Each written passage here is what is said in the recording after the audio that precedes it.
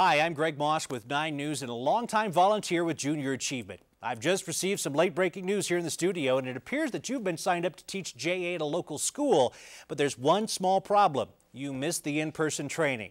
Well, no worries. The training video you're about to view should explain everything that you need to know. Everything you're going to need for your class is going to be in this kit.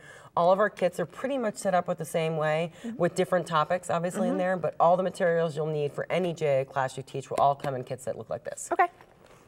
So we're going to open it up, and you'll see one of the main things in here is your guidebook. There's 2 of these. There's one for the teacher that you can put in your envelope and one for you. Okay. And this is a step-by-step guide to walk you through all the activities and all the lessons that you're going to teach for that day.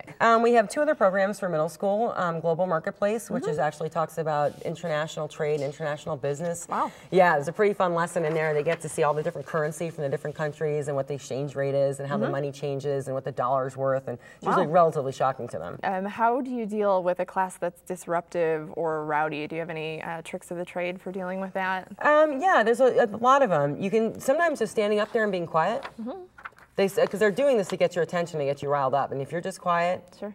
And at the end of that, you can say, you know what, you guys, I felt you were a little disruptive and a little disrespectful, and let me tell you how this works in the business world. Okay. You know, if we're at a meeting and this is how a meeting acts, people could lose their jobs. Sure. Like this you might think is all fun and games in a setting, but you also don't know where you're going to meet me in your next life.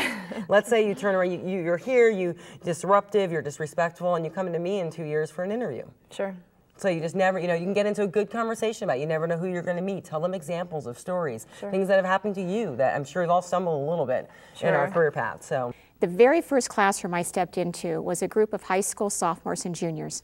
And you want to talk about nerves. So if you just got your packet last night and you're ready to go teach JA in a day, I tell you what, when you have to go in and teach high school sophomores and juniors, and they're in a special group, these were kids that they had to ask to be in this particular classroom because they had issues. They may have dropped out of school or have run away from home or anything along those lines. So you know that teenagers aren't exactly always the easiest group to talk to. I was very nervous that first day that I walked into the classroom, knowing that some of those students weren't going to be able to talk to me or didn't want to listen to me. But nonetheless, I made it through that first hour, and I went back and I finished that class, and I absolutely fell in love with Junior Achievement.